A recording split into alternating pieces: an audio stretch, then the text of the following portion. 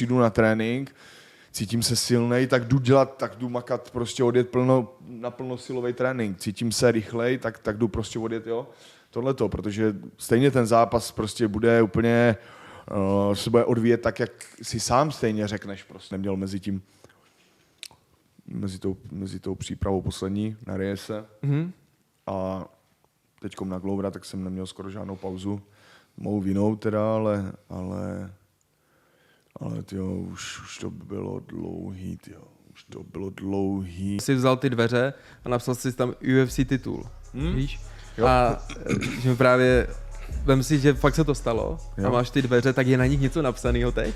Se s klukama od nás se napijem, dáme prostě panáky, schválně prostě jenom tak jako oslavně si zazuříme prostě, jo.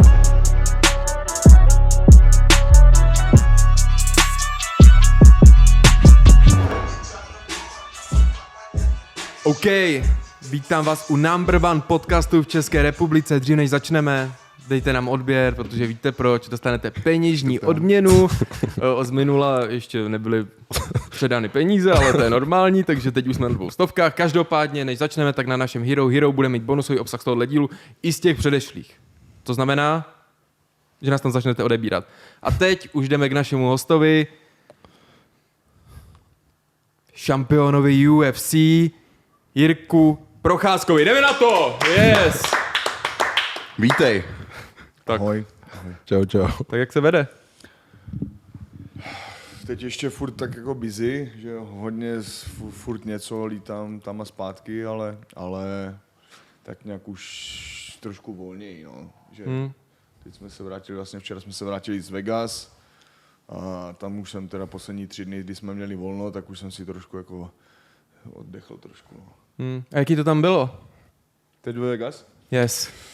Tak hlavní co, tak gala večer tam byl, tam se mně líbily zápasy, spoustě lidem se třeba ten poslední zápas nelíbil, ale, nebo Adesanya teď poslední zápas mi se teda líbil jako fakt hodně a to je asi podle o tom, co v tom zápase dokážete sledovat, no. A jinak spousta povinností focení s fanouškama, nějaký business věci, co jsme tam splnili a co jsem si tam splnil a tak. No a ty se vlastně potkal s tím Adesaňou tam. A jaký to bylo? Nebo jaký je, když vejde třeba do místnosti, jaký z něho cítíš vibe? Jakou má energii? Je v pohodě, prostě jako je pohodový týpek. Pohodový týpek, prostě dobrá nálada. Hlavně jsem ho chtěl vidět zápasy. Strašně se mně líbil on a ten Volkanovský, že jsou vlastně z stejného týmu. A jakým způsobem to drží pod parou ten výkon prostě. To se mně na tom líbí. Plus potom ten jejich trenér, jaký k ním má přístup. Celý ten tým, jakým způsobem spolupracují, jak se baví vlastně na té vile, jak si tam žili. Jo, jak prostě ty týmový rituály, tady tyhle ty věci, všechno, ty ceremonie, to jako krásný. Musím říct, že jako inspirace, no. Na jednu stranu, fakt jako dost.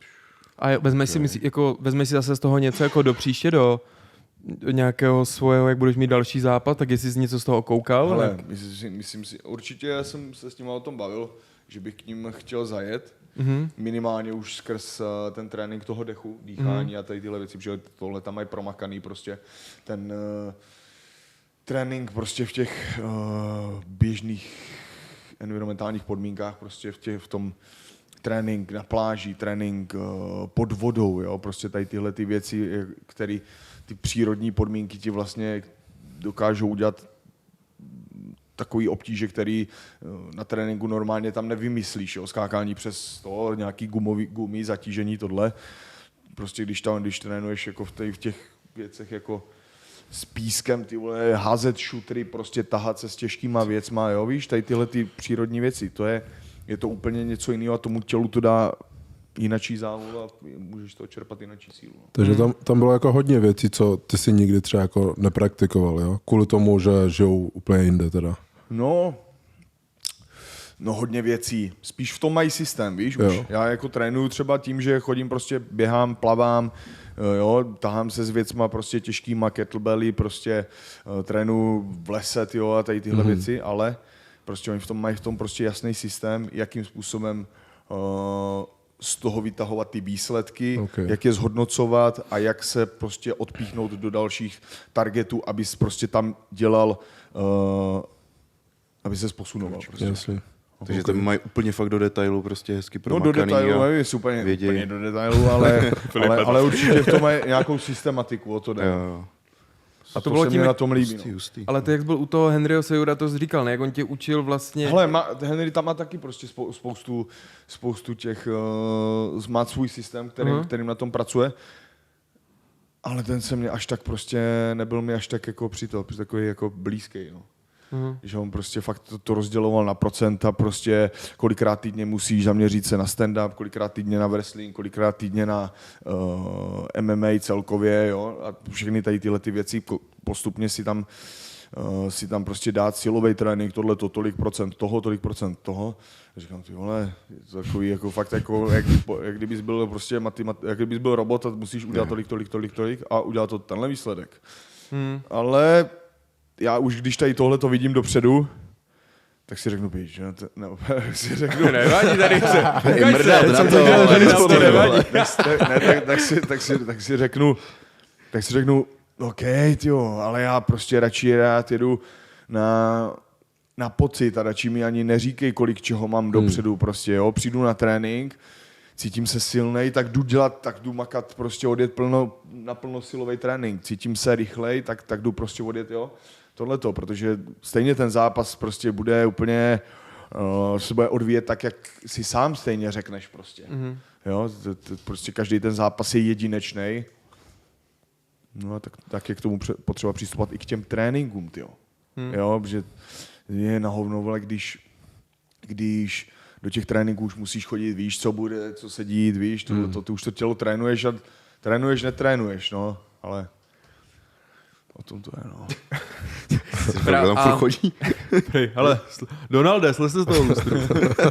Hele, no a ty, koho jsi tam všechno potkal? Ty jsi tam byl u té takové, jak slovní přestřelky toho Dustina, ne? No, to Dustin s kým se to, s Chandlerem, ne? No, přesně. Zval na Chandlera něco, nějaký... A bylo to takový už, nevím, jestli opravdu je něco, jako z ničeho nic, prostě Dustin začal řvát a říkám, Dustin, co děláš? Dustin, co děláš? Zkontroloval jsi tam takhle situaci. No tak to bylo hnedka vedle mě, že? Takže tam začal řvát a začal se tam cukat, tak říkám, sakra, Dustin, tady, no, co děláš? Ten Chandler, co se děje, kurva? Tak ta ochránka hnedka tam naběhla na ně, takže ti amici se s tím nepářou, takže mu hnedka nakázali a Dustin šel do pohody. A jinak no, to jsem taky, tyjo, jsem tam hnedka seděl vedle mě seděl ten Ali Abdel Aziz, ten manažer. Jo, ten manažer, no ten je fakt šílenec. No, no, ať si říkal, co chtěl prostě o mě, nebo že říkal o Usmanovi, říkal, že prostě, že je dobrý a že si může vzít pásy v jakýchkoliv váhovkách, s čímž úplně si nemyslím, že by to bylo úplně až tak jako jednoduchý. Ale jo, oba dva potom i Usman, Abdelaziz, Ngannou prostě tam seděli hnedka vedle mě. Jo, protože tak jsme tam seděli jako šampioni. A nikdo nic neřekl, jako, že by se o něčem zmínil, nebo to jenom dobrá nálada, hej champ, no, prostě takže na tom tohle mě trošku tohle mě trošku jako dostává, protože prostě hlavní, co je, tak muž si má stát za svým slovem prostě a když má nějaký problém nebo něco, nebo něco chce říct, tak to má říct tomu člověku jasně, nebo když se setkáte, víš co. Jo, ty to myslíš tak, že teda pak seděli u stolu a někdo neřekl ani slovo? Nikdo neřekl ani slovo, prostě nic. Usman všechno v pořádku, usměvavej, hej champ, hej tohle, ten stejný, to stejný Blachowicz i Glover. Takže tak, no. To jsou takové hry na oko, jasně, prostě no. na média a pak občas je to jinačí, no. Když jsem prostě gangster, tak mám být gangster furt, ne? Jako souhlas. Ne, určitě. Jo. A bavil ses tam ještě s nějakýma jinačíma lidma jako z UFC? To by mě zajímalo. Jo, s Gaethjem, tyjo. Hele, teď jako tam bylo vlastně to expo, oni tam měli nějaký UFC expo v tom Vegas, že tam bylo jako setkání s fanouškama a tak. takže tam bylo vlastně fakt strašně moc zápasníků. Šampionka vlastně i Ševčenko, že jo. Joana tam byla, Gejčí, ze všech váhovek snad tam byli, Fergusona jsem tam viděl, Oliviera, plus ještě to Figueiredo, ty dva si vždycky si pletu trošku, ale ty dva Brazilci, no. Jo, jako bylo to super, prostě fakt se s nima vidět a prostě fakt vidět jakým způsobem prostě operou tady tihleti lidi, kteří jsou fakt na té úplně topce, no.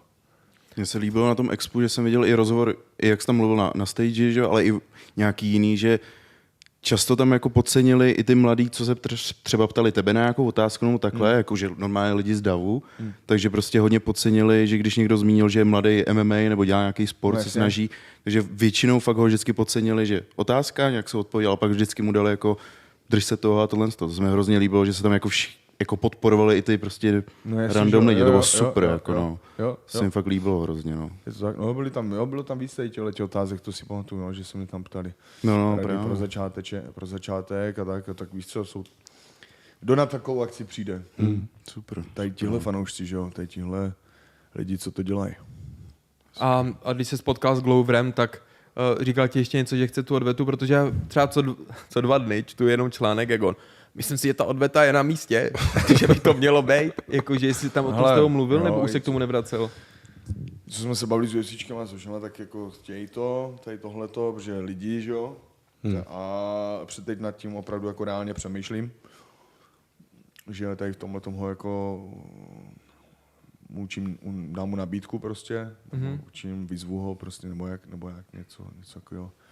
Ale teď ještě se domluvit na těch okolnostech kolem. No. Takže nad tím přemýšlíš jako reálně, že jo. Takže Blahovici jo. si počká. No, uvidíme, co tam padne. Teď to ještě musím domluvit. No a vlastně chtěl bys ještě do konce roku dát ještě... Jo. Nejlíp do konce roku, no. Nejlíp. Doufám a věřím, že všechno půjde jak má. Nabrousíme ostří a jdeme to. No a co s tou rukou se ti tam vlastně stalo? Ty nám to říkal tady, ale ještě... Ten kloub, vlastně tady ten ukazováček kloub, tak jsem si trošku rozstřelil a tak mě to teďkom pan Děkuju, pane Procházka, že jste si mě vážíte. Děkuju vám. Pan Kebrle, ty to možný. Kebrle a my to vám operuje. Jo, ten padec to. Na olympiádě, jak byl. Pan Kebrle z Boleslavy, tak udělal dobrou práci. Já věřím, že jo a teď to začneme zatěžovat, no. Jo. A byla to lokální nebo full anestezie? Jo. Ne, lokální. Takže jsi na to koukal? No, spíš jsem jako tak poslouchal. Užíval. Já to tam slyšel. Ještě ty ruky, ježiši. Takže akce se ti líbila, jako že oproti, ale tak jako v Singapuru si to asi úplně neužil, tam si jako byl... Tam jsem pracovně, no, ale jsem byl už tak nějak přeplej do takového fokusu, do takového tunelového vidění poslední rok, dva roky, no. Ty poslední přípravy, protože jsem neměl mezi tou přípravou poslední na Riese a teďkom na Glovera, tak jsem neměl skoro žádnou pauzu. Mou vinou teda, ale už to bylo dlouhý, a ten konec té přípravy jsem fakt kousal, jako, že to bylo fakt dobrý.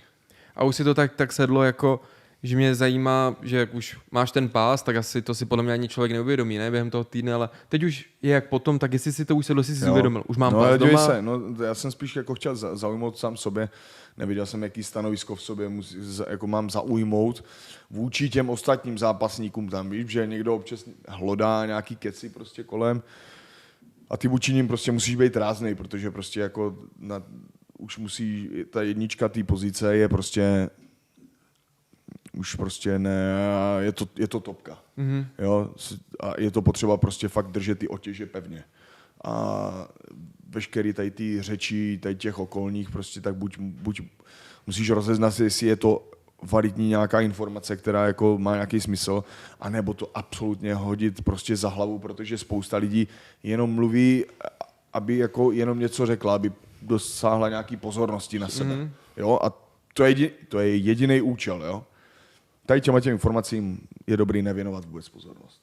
Protože od toho pak můžeš jakoby odezírat i tu cenu vůbec toho člověka, jakou cenu má, když vůbec promluví, víš. Což je prostě fakt jako důležitý, proto prostě nerad tam mluvím jako nazdař Bůh a dlouhý věty a víš, na ostatní soupeře reagovat a to. Když už se k něčemu vyjadřuju, tak prostě ať vím, o čem mluvím, vím, že to chci říct, vím, že tohle je mý stanovisko a tak to je a budu si zatím stát, i kdyby, já nevím, nebe padalo a země se třásla, ty moje. Jo, cokoliv. Ne, fakt, takhle to vnímám, no. Mě zaujalo, že jak máš, to jsi měl už jako na střední nebo na škole, si vzal ty dveře a napsal si tam UFC titul, víš? Jo. A že mi právě, vem si, že fakt se to stalo a máš ty dveře, tak je na nich něco napsaného teď? Hele, jo, včera jsem vlastně spal doma u sebe a jak jsme přiletili z toho Vegas a zrovna jsem se na ty dveře díval, no. Ale mám tam zase, je potřeba se posouvat, jo, tady tyhle ty věci, ale zase ne nic jako umělýho, něco, co bys jako ani nepotřeboval, protože spíš věci fakt, o který opravdu stojíš v tom materiálním světě i v tom duchovním, ve všem prostě. Po čem prostě fakt jako sám prahneš, co cítíš, že je tvoje cesta prostě. Takže jo, píšu si tam, dávám si tam další poznámky. Ale dobrý je prostě mít ty targety před očima, proto je mám, že jo, ty dveře, nebo proto jsem si je vzal s sebou, z té ubytovny, prostě vzal jsem si je s sebou, postavil jsem si je do pokoje a vím, že tohle, jo, prostě. A takhle si to prostě jít zatím, ať ten život, tam máš nějakou tu cestu. Je to furt taková ta vizualizace, máš to furt na očích, je to takhle funguje, já taky mám doma pokreslený zdi. Jak jsi říkal s tím automatem. No. Já jsem peníze. Přesně tak. Jsme řešili, jak jsme byli v Singapuru, tak jsem tam byl na matech a vzal jsem tam $200 a všechny jsem projel. A já u toho, peníze jsem já, peníze přijdou. A měl jsem posledních... No, musíš to absolutně si to... A měl jsem $5 a já, aspoň něco vyhraju. Tak jsem dostal 180 zpátky a já, je to tady, tak jsem to rychle vzal, takže to jako... Musí taková... Funguje to, no, ale u mě trošku ještě blbě. Musím to ještě víc vyfakčit. Ale můj trenér, Jarouš, tak vždycky, když vezem někam na automaty nebo něco takhle, když někde jsme, tak ten začne hrát a úplně tam začne kolem toho pěstit a dělat kolem toho jako že musíš toho mít radost, že ten automat tě chce pobavit, tak ty s ním musíš jako hrát tu hru a musíš toho mít radost. Jak říkám, ale vyzkouším to a jakože se s tím automatem musíš zpřátelit. Zblížit. Hele, nikomu neradím prostě, aby šel hrát maty prostě, jo, protože lidi, takhle to je! Protože je to prostě peklo, tyjo, jako, protože tam vidíš pak ty lidi, ty zombíky, co tam u toho sedí a už mačkají z posledních centů tam a ještě a už nemají, jo. Pak výplata. Vybral jsem si ticku, $1000 a řekl jsem si, tohle tady utratím prostě. A je mi jedno, jestli to vyhraju z toho něco, nebo prostě tam nechám, zamačkám si barvičky, tohle, ať z toho mám radost. Našel jsem tam automat Čaroděj ze země Oz. Borci, pak vám ukážu video. Normálně to byla taková obrovský automat, ale obrovský. Prostě a teď tam taková vesnička namalovaná. Malovaných lidí. Oni si tam chodili, něco si tam dělali. Čaroděj ze země byl takový tlustý chlapík s kloboukem. No a furt tam něco dělo v té vesnici, jakože tam něco dělali, takže ty jsi to sledoval prostě furt, jak Máčko se vyhrál, tak oni tam někdo začal mít radost, nebo běželi za tebou, jako běželi ze zhora tak takovým obloukem až za tebou, Víla na ně dala jako to kouzlo nějaký, teď oni se úplně zaradovali. To já začnu hrát profi, ty vole, dobře. Ale ne, bylo to, fakt to bylo divadlo, jakože se normálně u toho pobavil. To kdyby jsi prohrál ty prachy, tak prostě máš divadlo před sebou. Lidíčkové, já se vrátím. Zase za vámi přijdu. Já jsem si z toho udělal, jsem si řekl, že to jsou hostěradice. A teď jsem si říkal, kdo je kdo. To měl kámoři. A počkej, pak mě tam padl nějaký úplně super šílený bonus, nějakých 20 otoček zdarma. a bonusy u toho a teď to začalo lítat, bum, nakonec to jsem nabíhral víc než kolik to bylo? 1900 $. V plusu. Skila, skila a jedeš a otočky za hodně, takže pak pak ta sázka se ti zvýší, že jo, a všechno tady tohle.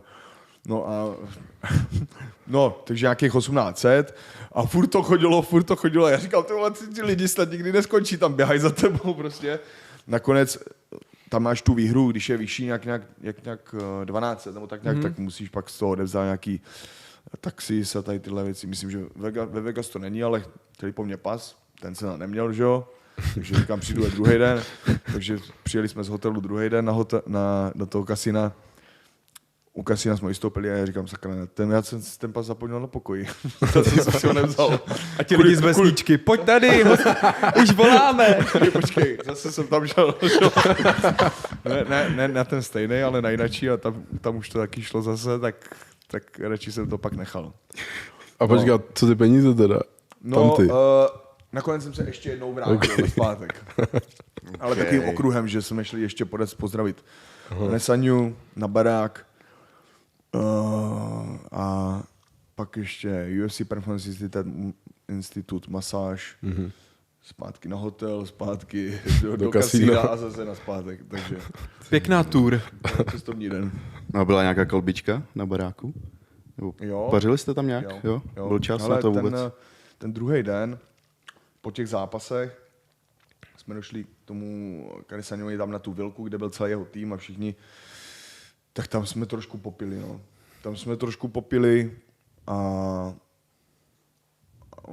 A umějí vyřvávat? Jako trošku hypovat? Jako jedem! Pojďme dál! Hele, já věřím, že to umějí. Věřím, že jo, ale byli tam jako takový hodně v klidu. Jo. Byli hodně v klidu a Není to Brno prostě. já jsem se nechtěl předvádět, tak teď jsem radši si jako dával panáčky tam po tajnu. Proč jsi tak nepřítomnej? Ne, já jsem spíš jsem se chtěl pobavit s jeho týmem a jakým způsobem pracujou, prostě vidět to, jak jsou smalení a tyho fakt hezký, to musím říct. No. A ten Volkanovskýho výkon, ten mě fakt nadchl, to stejně tak, jak Adesanya. S ním se zbavil taky? Volkanovským? Jo. A taky byl v pohodě? Takový prostě čelař? Jo, jasně, že jo, akorát je takový ráznej prostě, tak jak v tom zápase, přísnej, prostě hecoval to, takže jo. Vole, to by mě fakt stejně zajímalo. Já vím, že jak jsem byl v tom Singapuru a právě jsem tam seděl vedle Matěje a Matěj, musím jít něco natočit. A já, a co on? Ale Jirkovi volá Tyson Fury. Ne. Jo, tak byl tam jeden jeho manažer tady z Česka a tak nabídl, jestli nechcem si zavolat, tak jsme řekli jasně, že jo. Jo, ale jinak s ním ses viděl někdy jako v reálu, nebo ne? Osobně ne. A sleduješ někoho z boxu? Takhle, nebo sleduješ to jako obecně? Ale Lomačenka, Aha. Canela, dřív, teď už moc. A samozřejmě ty nejvíc, že jo, tu těžkou váhu, Joshua, že jo, teďkom, tam Klíčko jak odešel. Jak na to je působil Mike? Tyson. Hele, starý pardál prostě, který to fakt má furt v rukách, no. Mně přišel fakt jako je furt vypohodovaný, ale tvrdák prostě, no. Fakt dobrý, tyjo. Také, že No právě, byl docela zduněnej. Jo, ale stejně si to musíš užít. Jakože já jsem právě viděl, jak jsi tam mezi něma sedl na ten gauč a ty vole, to je fakt šílený. Jo, bylo to dobrý. A UFC hraješ někdy na plejáku nebo takhle? Třeba budeš na coveru? Ty blá, to by bylo. Hraju. To by bylo cool. Co je cover? Obal toho. Prej, nevím, to Jirka odmítne, když mu nabídnou. Co je cover? Tam mě nedávejte. Musím být všude. Je to pravda. Ale jo, už to stačí. No ale třeba za co tak nejvíc utrácíš peníze? Nebo jako je už něco, co bys si tak chtěl koupit? Jo. No, já nevím, co to je za jídlo asi. Já nevím, prostě za suplementy ne, ty mám. Já jako neutrácím za nic jako extra, protože když něco chci, tak jdu, prostě koupím si to, nehledím se, tyjo. Teda teď jsem nedávno, ještě před zápasem byl tady na jedné dražbě obrazů. To jsem si teda myslel, jako, že tam půjdu jenom pozdravit, protože mě vlastně malovali obraz dřív, po zápase mě po Reyesovi mě namalovali obrázek. Obráz mě namalovali, tak ten mám doma. Teď nám zvali, jestli tam nechci přijít. Byl jsem tam a teda fakt mě zaujmul, teda ten obraz je fakt jako, no ale kámo, počkej, tenhle je speciální, jo, tohle je, a teď začal příběh a to. No a ještě to byla dražba a že polovina těch peněz, který se to vydraží, tak půjde na nějakou nadaci. Jak kterou nadaci?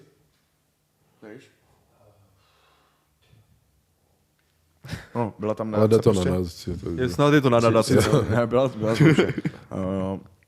nebyla to moje, ale to už jsme se domluvili na další akci, že bychom mohli něco vymyslet, ale nakonec se ten obraz vydražil na nějakých 120.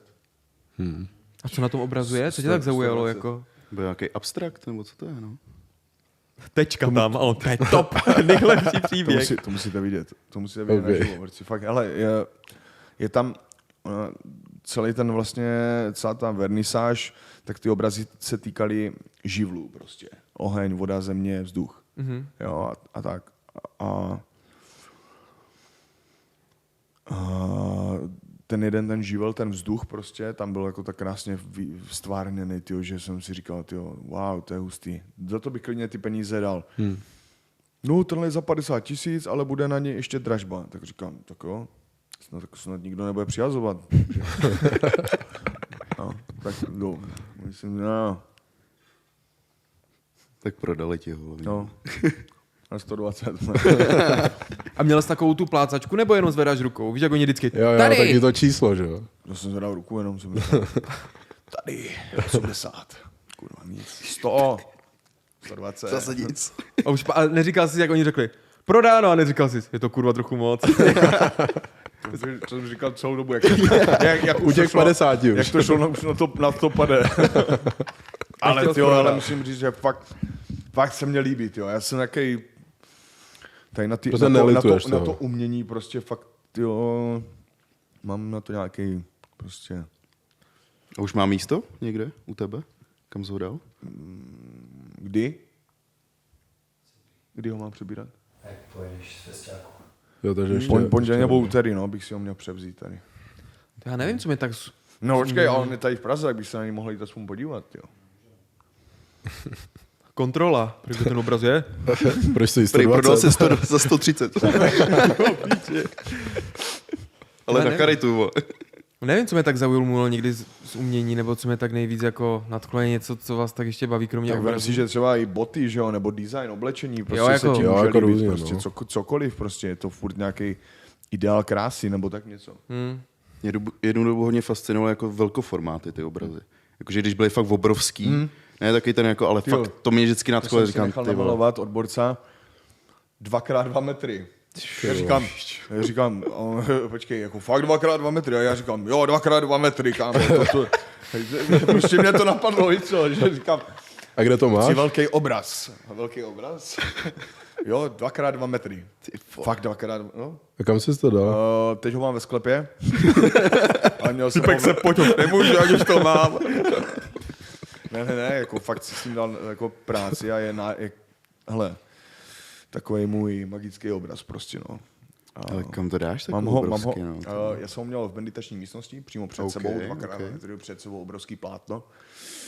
Musel jsem dát teďka dolů, protože jsem potřeboval prostě pročistit hlavu a když máš před sebou jednu věc, jo, třeba rok, tak ti to vleze pod kůži. Máš velkou meditační místnost teda. To je fakt obrovský, stačí mít 2x2 metry zeď prostě jenom před sebou. A ten obraz. Čego? Tak dneska meditačka. A medituješ často? My jsme se o tom bavili se samým, že já mám tak rozházenou mysl, že zavřu oči a půjdu do ledničky. To chce asi hodně času, ne? To jenom pozoruj. Nemusíš jako... To nech, super je, že už o tom víš, jako, že už víš, že zavřeš oči a půjdu do ledničky. Tak, okay, tak zůstaň na tom místě, nemusíš hnedka dělat to, co ti tam mysl říká. Jo? No, nevím. Ono se říká, pozoruj a... že vždycky my začátečníci si říká, že tam má být úplný ticho, ale prý to tak není. No. Jakože tam máš nechat plynout všechno prostě. Ono se ti to, jak se tomu říká, ty máš ten trichtýř, síto, tím jo, ti to že ti to propadne, tím, jo, ty musíš tou pozorností to jenom zůstat prostě Co to trpělivost asi, co? styl, jo. No trpělivost. Jako víš, Zase je dobrý, že je to v pohodlí, je to v pohodě, sedíš, nic na to. Dobrý je to při sportu prostě. Furt všude má, tak ty seš ta pozornost. Jo, ty seš ta pozornost. Takže pak už si začneš si uvědomovat vlastně, teď ta mysl a tady to půjdu do ledničky a to je vlastně ten bordel, který jsem si tam nanesl, který nejsem já. Teď já si můžu zvolit, na co budu reagovat a na co reagovat nebudu. Aha, a najednou zjistíš takovou svobodu, že člověk nemusí reagovat na všechno, co se mu v té mysli objeví. Jo. A o tom to je. A pak tam začneš se jakoby najíždět na tu cestu správně té přítomnosti, pak to osvícení, blaženost a tady tyhle věci a láska. No pak začne ta pravá sranda teprve, protože pak už víš, co je to, co opravdu chceš, čím seš vlastně doopravdy a co jsou ty nánosy. A pak si začneš teprve uvědomovat, ty vole, s tím člověkem se nechci bavit, protože vím, že říká se toxičtí lidé a tohle to víš, že ty bordely prostě na sebe tomu nechci věnovat pozornost, abych si to vůbec musel zapamatovávat nebo vůbec tomu věnovat pozornost, že chci být takový, jaký chci být, no. A třeba zkoušel jsi někdy astrální cestování? Hele, astrální cestování. Že jsi šel projít prostě na zahradu, když jsi spal. Je to velký téma. Pomale to nakousávám, ale jsem tady s tímhletím opatrný, protože potřebuju být prostě nohama na zemi. Víš? A Nesmí někde lítat. Nesmí někde úplně lítat, i když teda třeba v noci při spánku, že jo, nebo tak. Tady to vytělesňování se a určitě je to velký téma, pro mě to bude, ale teď to prostě ještě úplně nehrotím, no. A lucidní sny někdy máš? Že ten sen ovládneš a jsi tam pánem osudu? Jo, je to tak, jo, to je hustý, no. To je bomba, já tam vždycky miluju, když se v tom snu, vždycky, když po mně někdo jde a já teď už vím, co přijde a najednou se uvědomím, já jsem tu a máš po píči a teď najednou začnu lítat a jakože to je nejhezčí vždycky zážitek, se ráno probudím tak plný energie. To je super, když si to uvědomíš, že to je sen, jo. To je sen, aha, já jsem ve snu, takže to je můj sen, já ho ovládám, aha, jo. Hele, příšerou, jsi mrtvá. Právě, no a třeba, když jsme, co znamená ta temná síla, že ty jsi o tom mluvil a to mě zajímá, nebo jsme se tady o tom bavili, co si jako pod tím představit, že tu vlastně tu temnou sílu nevyužíváš při nějaký, já nevím, při těch zápasech nebo takhle, co si mám pod tím představit, jako černou magii? Ne, to je, jestli se to hodí úplně do tohle podcastu. Klidně, tady řešíme úplně vlastně všechno. Úplně všechno? Můžeme všechno, tady řešíme vlastně chill a temnou sílu. To nevypadá, že to je úplně chill. A temnou sílu. Řešíme temnou sílu. A ten sám, jak to myslíš? Jako, který, nevím, si úplně chci otevírat. Aspoň obrazně. Ale děj se, obrazně. Máš prostě... vždycky je to tak, světlo, tma, že jo, prostě. Pak máš tam mezi tím je ten střed vlastně, ten bod 0, 0, kterým vlastně to je ta příroda, prostě země, ten bod 0, ten bez emocí absolutně, ale lidé se jakoby jsou spíš jako polarizačně nakloněný do toho pozitivního, což je prostě, protože to je ten život sám prostě. Chce růst, chce pomáhat, chceš prostě být dobře naladěný, jo? A ta temná stránka, to je ta dark side, prostě agrese, veškerý tady tyhle ty emoce s tím spojený, veškerý ty ničivý síly, prostě ničivý myšlenky. A tam jde o to, jakou hloubku dokážeš zakusit v každém z těch protipólů. Jo? Jak velkou prostě když to řeknu úplně na rovinu, to souznění, tu lásku, prostě tu jednotu dokážeš cítit v tom pozitivním polu a zase druhá strana absolutní zničení, nenávist, prostě totální hell, absolutní Apokalypsa. No, to už zachází prostě fakt do takových, jako nechci zacházet úplně do takových prostě koutů, jako prostě fakt absolutní, no, tak to co si dokážeš prostě představit pod absolutní zlo, jako úplně, jo, jeden pol, druhý pol a ty tam musíš oscilovat mezi tím a nacházet ten balans prostě, protože čím hloubš prostě zajdeš do jedné strany, tím hloubš zajdeš do druhé a poznáváš tu hloubku toho života, ale furt je potřeba vědět ten střed, nic jiného. A ta vlastně do té temné strany se vlastně se tím spojíš tou meditací, ne? Nebo jo, tam ale můžeš jít kamkoliv, ale důležitý je nepřipoutat to k sobě, nestotožnit se s tím, protože to je to, co dělá to lidský ego. Protože teď se tady bavíme o tom, naše ega se tady jedině baví, to jací jsme vlastně. Jo? A to, co k sobě připoutáváš, tím se stáváš, jo. A není dobrý prostě fakt v tom druhém pólu zůstávat dlouho. Sice ho třeba využít pro nějaký účely.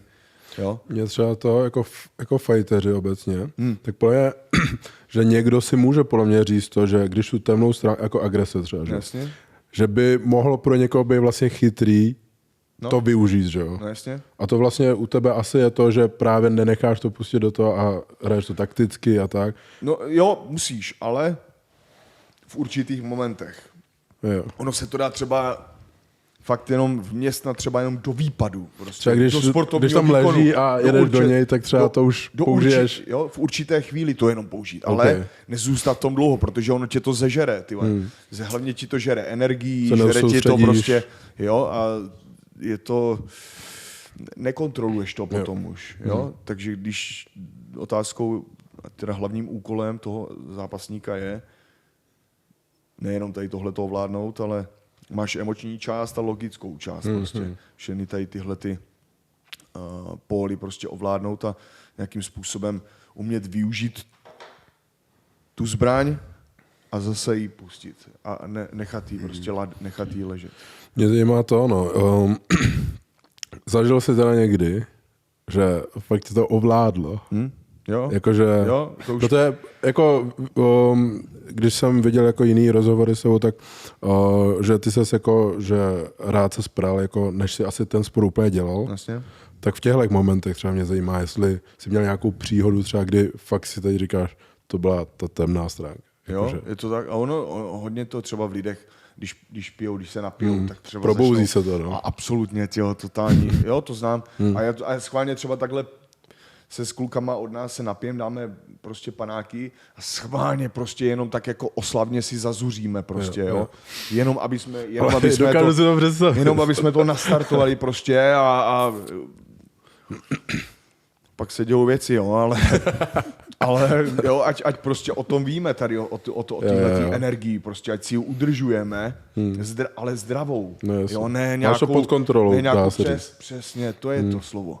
Jo, jako vědět o ní, že je tady ona a je tady já, ne, že nejsme jedno prostě. Jo, protože pak už o tom nevíš a už to jde a už tě to prostě to ti zničí všechno, tyjo. Jo, to je na hovno. Je lepší se furt udržovat spíš v tom druhém pólu, fakt, protože to je s tebou víc spojený prostě. Jasně, no. A my teď večer. Temná síla. Ty vole, to snad ne. Je to fakt špatně. Je to špatně, je to prostě antiživot. Je to prostě popíráš, jdeš jakoby sám sebe prostě. Jakoby prostě... A stalo se ti někdy něco fakt strašidelného? Jaký strašidelný zážitek? Jako něco, že jsi řekl, bože. Jo? Něco se děje. Jo, no a tak tady s tím letím, že jo. To nakousáváš, pak zjistíš najednou, že už to nemáš ve svých rukách a že už se děje něco, o čem prostě ani ty nevíš a pak už jenom prosíš, abys fakt jako ve chvíli, kdy už je to špatně. A jako i paranormální jako doma, že jsi třeba seděl ty, proč se rozpálil ten krb? Nebo, no ne, to je možná moc. To zase ne. Ale i tady tyhle ty věci jsem jako by tam měl nějakým způsobem nakouslý a je dobrý se vždycky vracet na ten střed, protože tam na tom středu uvědomování si toho sebe, že tam ať je sebe větší prostě zlý síly, tak prostě se tě nemůžou dotknout. Nemůžou dotknout prostě. Když si uvědomíš ten sebe prostě. Třeba mě zajímá, to je spíš, jak jsem tam, co zajímá mě, ale jako zajímá mě, jak máš třeba jako práci s egem, víš? A to je to stotožnění se s něčím, že jo?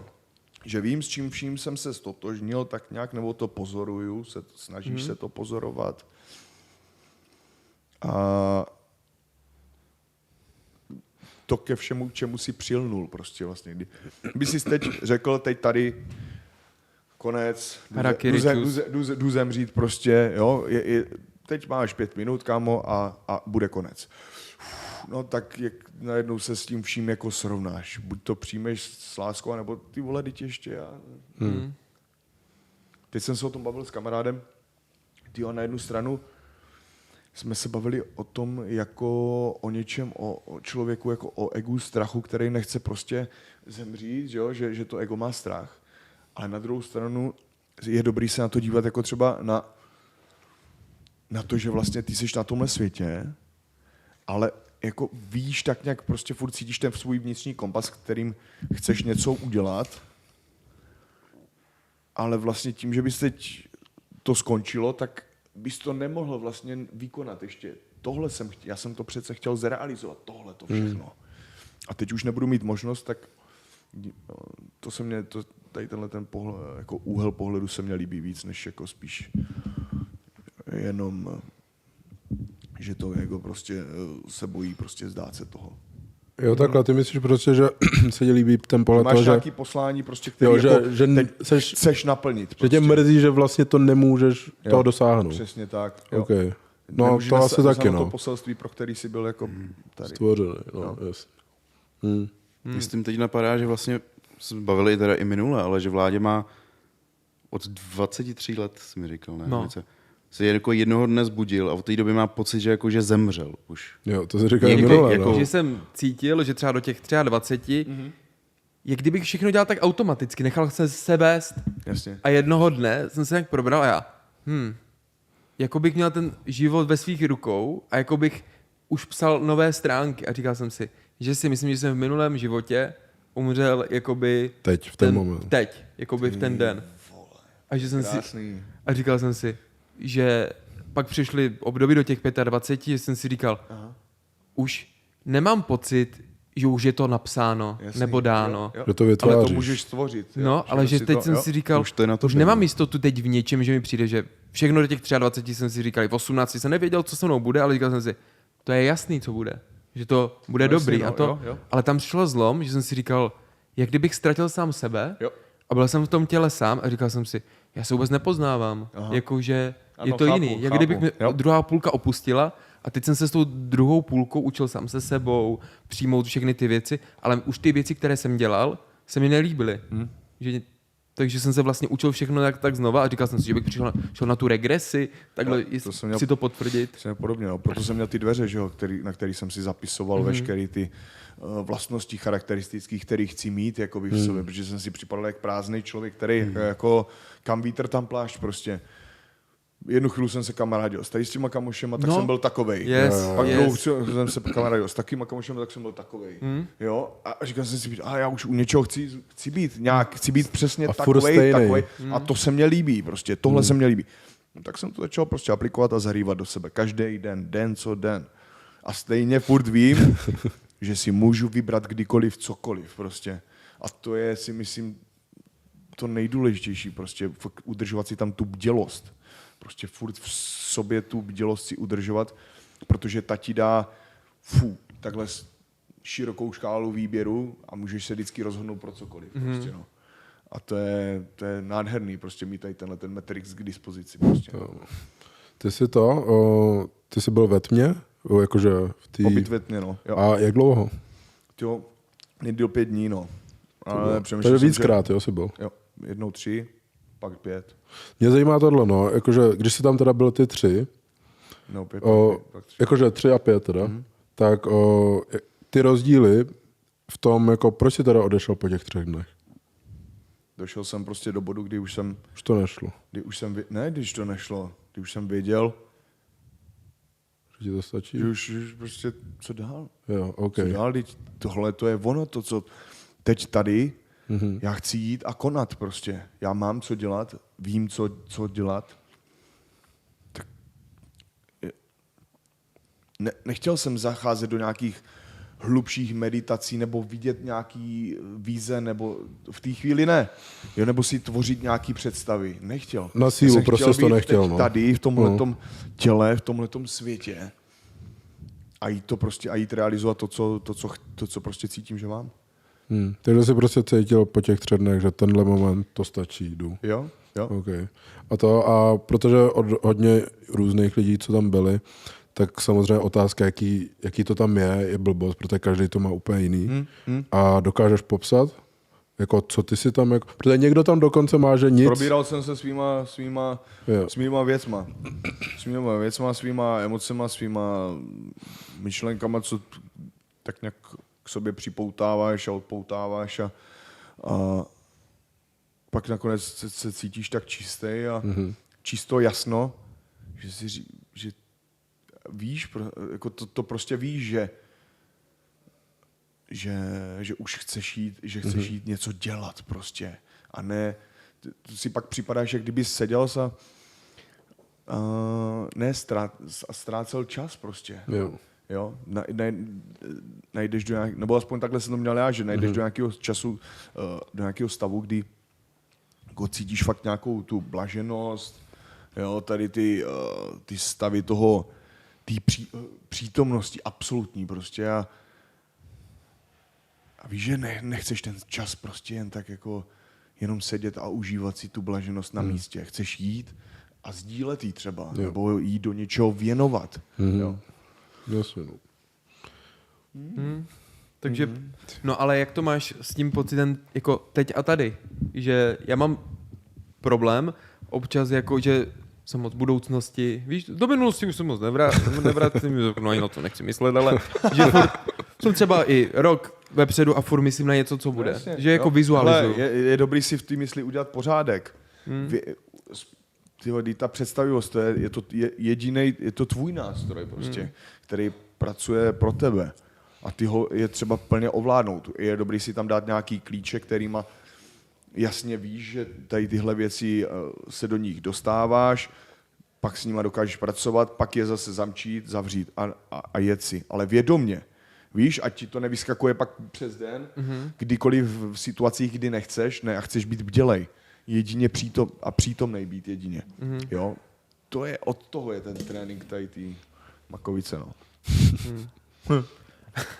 A třeba v zápasech, jak jsi třeba začínal, tak měl si to nebylo jako takhle ze začátku určitě teď a tady. Ze začátku to bylo jenom šílený. Jenom absolutně šílený strach, jenom strach. Přežít, zabít ho do druhého, nic víc. Nic víc. Ale teď jsi měl u toho Gloura, to měl, že jsi to nechal plout. Kámo, úplně jsem to nechal plout, ale spíš to bylo takový, že no, se k tomu nebudu vracet. Prostě titulový zápas, na který prostě posledních 10, 12, 13 let prostě jako o který stojíš a pak přijdeš do zápasu a je ti to ne jedno, ale prostě takovým způsobem jako kladl jsem na to tak velkou váhu po nějakou dobu, až mě to prostě pak přestalo mít tu váhu, kterou to mělo pro mě. Jakože jsi dal tak velké očekávání, že... Ne tak velké očekávání, ale ta váha už tak byla tak velká, že už prostě jsem věděl, že to ani tu váhu nemá, že je to prostě další zápas a tohle všechno, ale prostě stejně ví, že ten výkon a všechno tady to, co tady žijem, jo, tak je to důležitý. Ne, že to je prostě prd do větru. Nebo důležitý. Alespoň pro to ego, jo, který my žijeme. Tak není dobrý prostě ty věci jako brát na to, jako na lehkou váhu. Zase jako, když to zase bereš moc vážně, tak se tím občas necháš sežrat, víš, jako že tě to tak... Jasně, že jo. No. Byl druhý protipol, no. Ale tak asi zase... Ono je to půl na půl, to se podle mě každý musí sám v sobě říct a jako dát... Někdy to nějak jako prostě uvolnit, no. Známe to. Ale jako teď třeba, jak jsi byl v Rizinu, tam jsi vyhrál titul a tady, jaký je třeba pocitový rozdíl tam a tady? Že měl jsi to nějak jako více podobně? No takhle, tak víš, že to, víš, že teď už tě sleduje celý svět, jako fakt, jo. A už to cítíš na každém kroku, ty lidi prostě už za tebou chodí a tak už je to takový, že už je to prostě, je to mnohem víc znatelnější všude, prostě ve všech stránkách toho, ať přijdeš kamkoliv, tak už prostě to lidi ví, víš, a jste ve spoje, všichni jsou ve spojení prostě, takže už je to takový, tyjo, je to mnohem víc znatelnější, tyjo. Ale ten Rizin titul, ten byl pro mě klíčový, no, spíš asi to získání toho titulu. Jasně. S tím, vlastně ten druhý zápas s tím Lavalem, no. Ten byl jako pro mě důležitý a především z toho hlediska, že vlastně jsem tam chtěl ukázat prostě ten svůj posun za tu dobu. No. Mm. A třeba organizačně by mě zajímalo, co bylo pro tebe příjemnější, protože my jsme se jednou bavili a ty jsi mi říkal, že ti fanoušci toho Rizinu a takhle lidi, co tam sledujou, že jsou jako hodně fandí, ne? Nebo že jsou takový, že to úplně milují, že... Spíš jsou edukovaní tady v tom. Jo, jasně. Jako, že rozumí tomu, co se tam děje v tom zápase.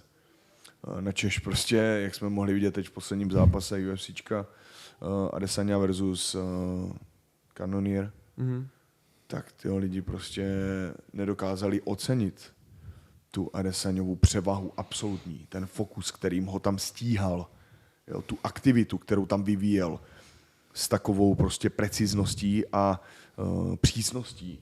Jo, fakt to bylo hezký. Ale zase... Jako vybučeli ho, oni si furt myslí, že šampion musí každého knockoutovat.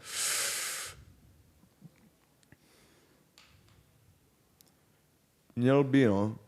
Jako měl by ukazovat... Když by to byl boj, bez nějakého časového omezení, bez jak to říct, jako bez těch lidských pravidel, který tomu dáváme, tak buď je jeden vítěz, ten, co přežije, a druhý poražený, ten, co ne.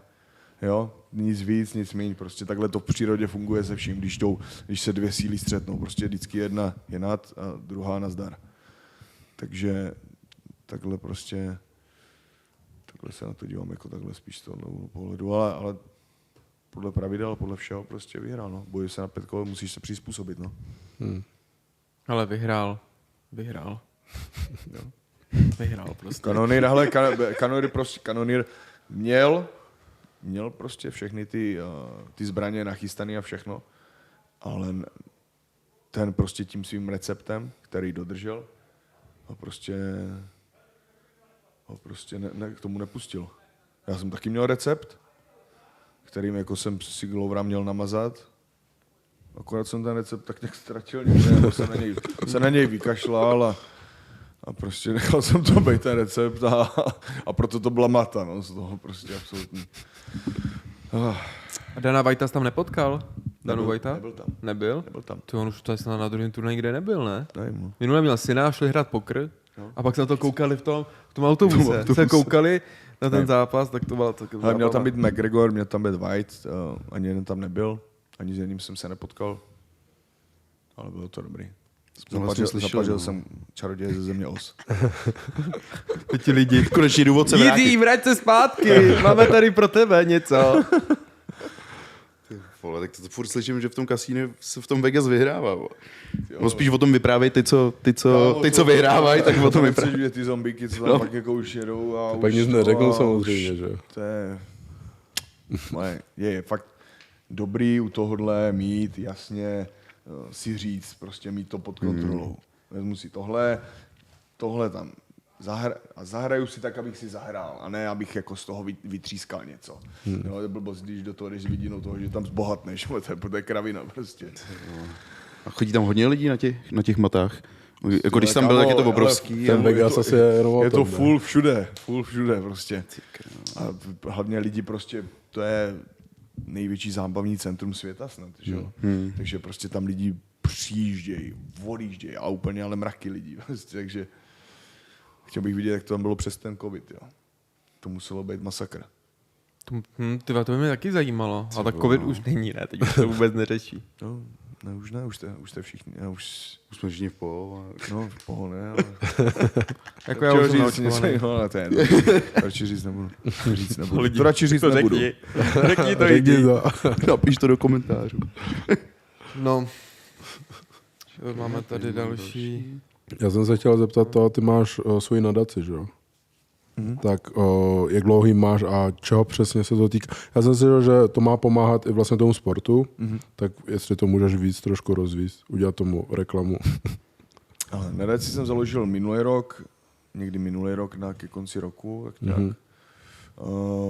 Z toho důvodu, že vlastně byl jsem zvaný na všelijaký tady tyhle ty nadační akce, jako tvář prostě tady těch věcí, a protože už jsem nějakou dobu s těma nadacema spolupracoval a nechtěl jsem furt prostě dělat něco jako pro někoho dalšího, samozřejmě i z dobrých účelů, ale založil jsem vlastní, ať to můžu svým způsobem směřovat tam, kam chci, tam, kde vím, že ta pomoc je nutná, jo, nebo tam, kde znám jako známý, nebo kde vím, že je to potřeba. A taky z toho důvodu, že to bude napojený na ten BJP institut, který vlastně chci zrealizovat. Takový prostě zázemí pro MMA prostě talenty, zápasníky. Jasně. Trošku to super, prostě edukovat tady v tomhletom a zajistit prostě nějakým způsobem. Uvidím, jakým způsobem se to bude vyvíjet, jaký přijdou možnosti, nabídky na spolupráce, protože prostě tady v Evropě je moc jako takových věcí, jako v Las Vegas ten UFC Performance Institute, kam vlastně se ti zápasníci z UFC sjíždí, proto aby se nechali testovat, aby si nechali nutričně poradit, aby věděli, jak trénovat, jo, všechny tady tyhle ty věci.